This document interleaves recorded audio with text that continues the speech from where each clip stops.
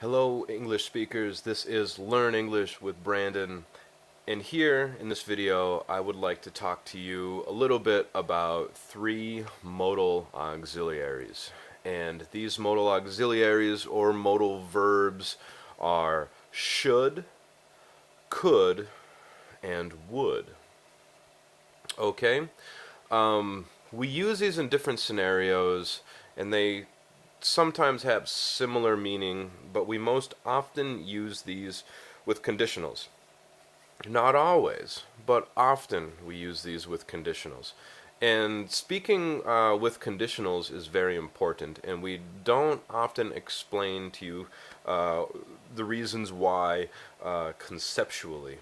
And the reasons why these are important in conditionals is because we use this when we're using rhetoric for convincing people of a particular argument. Okay, now this is rhetoric is incredibly important. It is one of the three main components to language and to knowledge and to communication and persuasion. Okay, we have rhetoric, logic, and grammar. Okay, rhetoric and logic, these are forms of arguing. If you don't know that already, logic is also known as dialectic. And then grammar is the way of putting this all together. Grammar, grammatica, this is theory, kind of like music theory. It's a fluid subject. It's often changing, but you need to understand that grammar is indeed important. And like music, we want to listen first for proper grammar and then speak it ourselves, and then we will be able to write it easily, and when we read it, we will understand it as well. Okay, should, could, and would. Let me give you an example of each of these, okay? I'm not sure if I should go to the movies tonight. I'm not sure if I should go to the movies tonight. Because maybe the theater is full. If I go to the theater tonight, I might not be able to find a seat because it is very busy. So therefore, I am not sure if I should go to the movies tonight. Okay? We're kind of speaking about the option here and availability of the theater. Okay? Let me give you another example using could. I could go to the theater tonight if I can find enough money inside my couch. Okay? I could go to the theater tonight if I can find enough money inside my couch. You know, when our change falls out of our pockets and goes into the cushions of our couch. Yes. So here it's a direct conditional, right?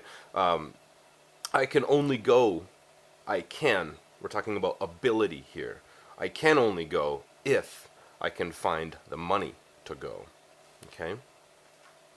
So we're talking about ability.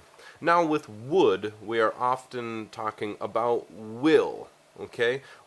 About the nature of willing something. I would go to the theater if it were open. I would go to the movie theater if it's open tonight.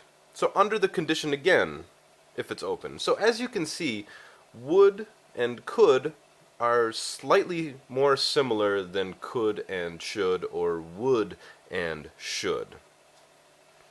Another auxiliary or modal verb that is similar to should is ought. Okay?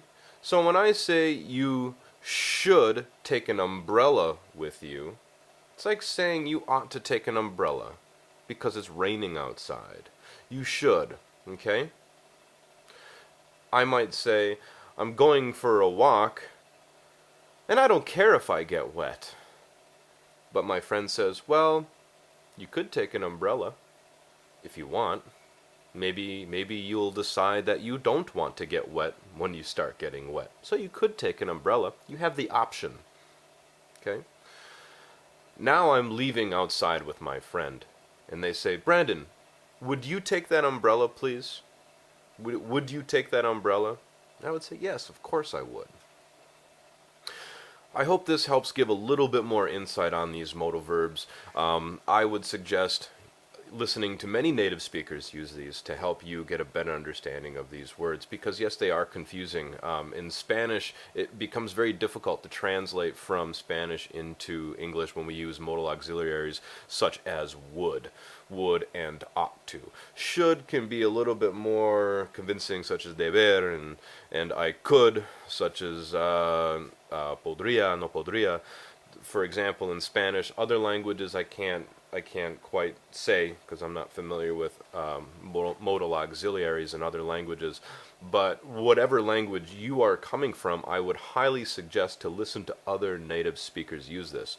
If we remember grammatical rules, we might forget that just about every grammatical rule in English is fluid, and that there are often many exceptions for everything that we say. There are very, very few rules in English where there is consistency on every scenario. Okay, and that's what makes English difficult. So it might not be the most difficult language out there, but it is difficult because there's a lot of inconsistencies. So I understand if it's difficult. I understand if you get frustrated. But just know that if you keep trying, that this will become easier and you will succeed. Thank you so much for watching the video. I hope this helps. If you have any questions, please comment below. Please subscribe to the channel, and I hope to see you soon in the next video.